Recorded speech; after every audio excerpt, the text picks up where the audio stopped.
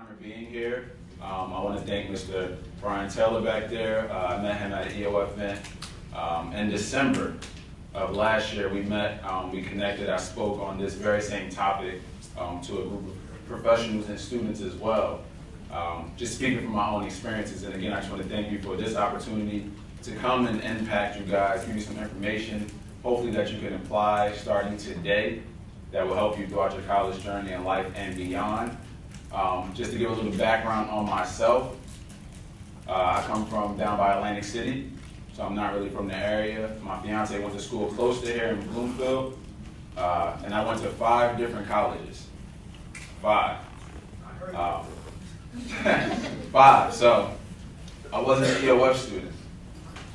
And once I learned about EOF and the advantages you guys, had, I realized how valuable it was. So, my senior year of high school, I got a scholarship to go down to a Division II school for basketball, Memphis, Tennessee, called Monon College. Full-ride scholarship, first one in my family to graduate from high school, first one to go to college, full-ride scholarship. Now remember, I said I went to 5 colleges, so let's start slow. Let's start slow before we get into this. I went down to Memphis, Tennessee. Right before that, my grandfather, who I call my papa, the closest person to me, had passed away from gangrene. It was eating away at his intestines. He passed away, I want to say, 3 weeks before I was supposed to go to school. Now remember, I'm the first one out of my family immediate family from my mom and dad to go graduate from high school. I have a younger brother that later graduated from high school, but I'm the first one just to get that accomplishment. So that was huge. Now I'm the first one to go to college. Not only that, my parents, who can't afford to send me to college, they didn't got to worry about it because I got a full-ride scholarship for playing basketball. So I parlayed my skills. I worked every day to get this scholarship. And it worked out, full ride. So he ends up passing away 3 weeks before. Now, he was the one that really wanted to see me go to school and do more. He always believed in me that I can do more than what he currently did for the family. I could be the one to start creating a new legacy, creating a new normal for the family, which was college and beyond and ownership and things like that. When he passed away, I went into a deep, deep depression. I'm talking deep depression, but I never spoke about it. I grew up in a neighborhood where men didn't really talk about their emotions and things like that. They didn't really cry. They didn't really, ask for help and things like that. So I covered it up. And I went down to school. He was actually going to drive me all the way down to Memphis, Tennessee, and he had his Astro van. And he was going to drive me down to Memphis, Tennessee. That's how hype he was. He's from Alabama. He has like a 3rd grade education. He started working when he was young to provide for the family. So we're back in our neighborhood. He's on the street telling everybody, Boo Man's going to college. Boo Man's going to college. That's my nickname, Boo Man. Boo Man's going to college, and I'm going to drive him down there. So he's hyped up. He passes away. The family collides. I got to fly down to Memphis, Tennessee. First time ever on the plane, first of all, and I'm scared of heights. First time ever on the plane, and now I have to go by myself, without the person that was taking me, without the person that truly I felt like cared for me and loved me. This is my best friend, my papa. I love my mom and dad dearly, but I lived with him the majority of my life. That was my best friend. So I get down there, again, full-ride scholarship, freshman on the team, and I felt like, just to rewind back in the story, before I graduated high school, I won Prom King. I won our talent competition called Mr. Greyhound. It was to a point where he was calling me Mr. 08. That's what my cousin was calling me. I graduated in 2008. He was calling me Mr. 08. And I felt privileged at that point. Like, I felt like I should have walked on the team and got a starting position. I felt like I should have played over other people. And that ego trip messed me up, along with my emotions that I never got to really express. So I ended up leaving school after the first semester. Threw away the whole, look at that, I know. She looked at me, she said, I threw away the entire scholarship after the first semester. I came home for a little bit. I parlayed up another full-ride basketball scholarship. Yeah, it was that good. I parlayed up another one. This time it was for me to go to New Mexico. So a kid from New Jersey, I was in Memphis. I left after the first semester.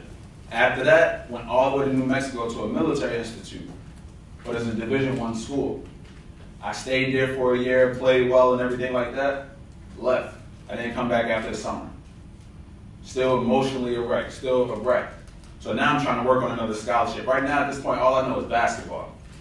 I know that I want to help my family and things like that, but all I knew was basketball, basketball, basketball. And I'm trying to mask my emotions with drinking, with girls, with all these different things. So I'm not even focused on school at this point.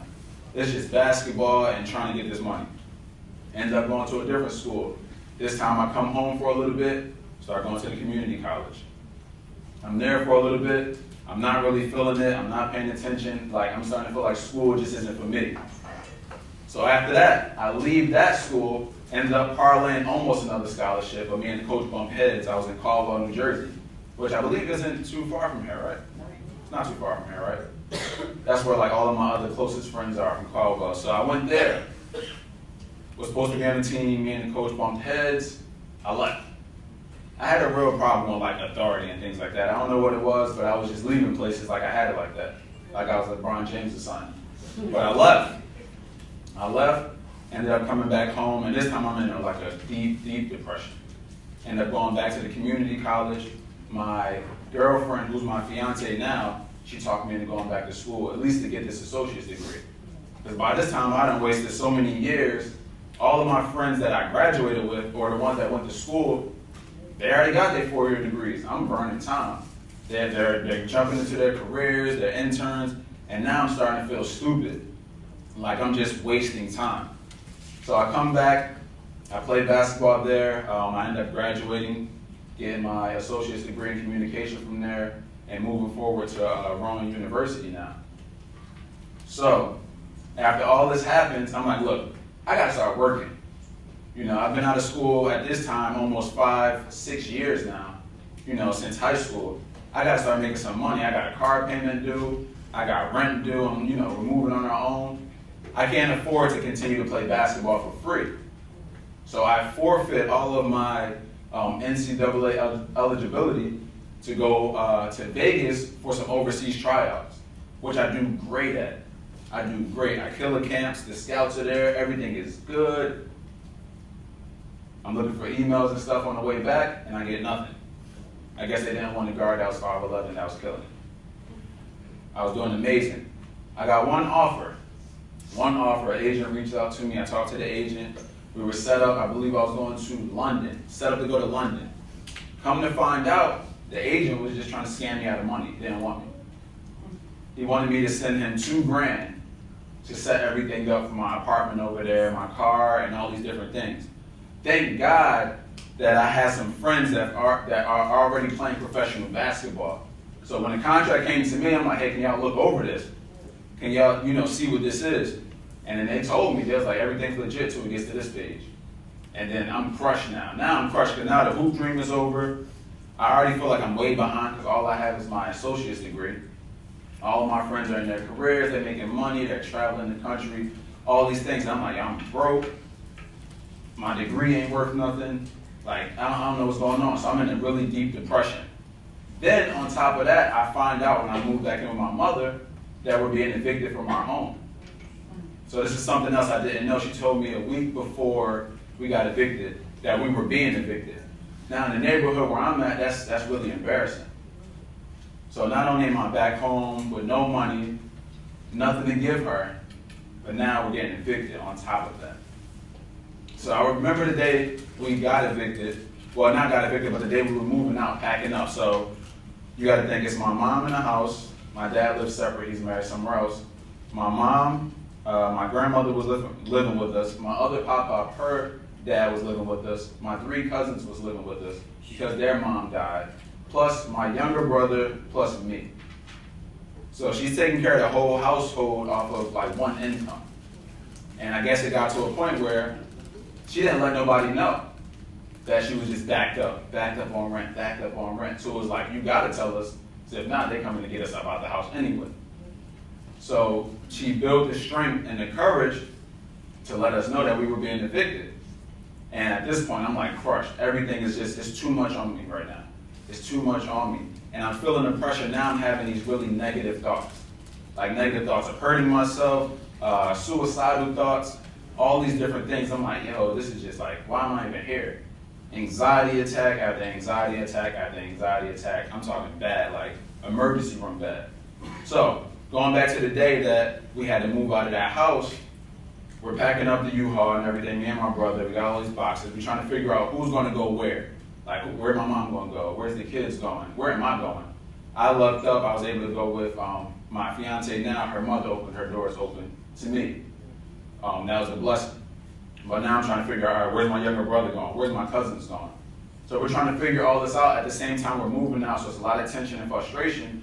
And me and my brother, we end up arguing over a box or something stupid. We arguing like, move out my way, move out this way, and we always bumping heads. And then my mom comes out the room and she snaps. She snaps, goes up, y'all shut up. Y'all shut up and just move this stuff. So now I'm pissed off. So I'm already having anxiety attacks, I'm already upset, we're already being evicted. All these different things. So I snap. I go crazy, I'm like, you know what, it don't even matter. We're not gonna live together anymore anyway. I don't even care about y'all. And as soon as I said that, I could see like her whole face is just, everything in her body is like, wow. Like disappointed. Not even just disappointed in me, but like disappointed in herself as if she failed all of us. And she ran in the room, slammed the door, started crying. And to this day, it still like shakes me up. And I always call like, Mom, I love you, I'm sorry. She way past that. But it's just, that's where I got to that point. So a little time after that, graduate, we all disperse, we still stay in contact. I'm getting my life together, I'm talking to friends. My good friend back there, Les, called my brother, he was one of the people that held me down. My other best friend who was in the Air Force, his name is Tony, he started taking me to the gym with him to like work out. Started going to the gym and working out. I'm still playing basketball on the streets or whatever with my friends and stuff, because I'm not trying to play professionally anymore, it's over, the dream's over. I ended up hurting myself, tearing some ligaments in my ankle, back in depression. Back in deep, deep, deep depression. Because now, if you're somebody that's active, when you gotta sit in one place, oh my goodness, it's terrible. So I ended up being inactive, deep depression, back to these suicidal thoughts, thinking about hurting myself. And then it was my good friends like Les, my good friend Tone, that started getting me back in the rhythm, started exposing me to different things to where I got motivated to start working out. I became a personal trainer. I started taking on clients. I fell in love with myself all over again. And then I wrote a book about it and self-published it. So all of that stuff that I went through, it all turned into a testimony for me. And it was a blessing. And I didn't see it that way at first, but now I see it that way now. And I see how important, the mental health aspect of everything is. Because if you're not right mentally, it doesn't matter what else is going on. If you're not right mentally, how are you going to focus in school? How are you going to think of what's next if you're not right mentally? So today I'm going to touch on a little bit of that in regards to social media, because as you know, social media is huge. Everybody in here got some type of social media platform, right? I can raise your hands. I'm going to tell y'all to follow me later. You know what I'm saying? But social media is huge, and it has a lot of pros, but it also has a lot of cons. And I have myself fallen victim to the anxieties of social media, trying to keep up with the Joneses, trying to make sure everything looked good on social media, not realizing that I'm just putting up this false persona of myself. So now that I've learned that, I've been able to combat that, I've had some tools and some principles that I've applied to myself, and now I get to share them with individuals like you. So that's what we're going to jump into today, how social media related depression and anxiety can impact students during college and beyond. And this is the crazy part, because like I said, a lot of the students, or majority of the students, all of you have social media. And what I believe is happening, it is stopping social interaction. A lot of you are communicating via social media, but you might walk right past each other in the streets. Let's be real. And I'm just old enough to where I was here right before social media, when we had to go ride our bikes to our friend's house and things like that, or we had to call somebody on the regular phone, or you had the Nextel chirping, there was a green screen and we had that. But now I'm also here now in the midst of what's going on now, and I'm fully embracing the social media and using it as a positive platform.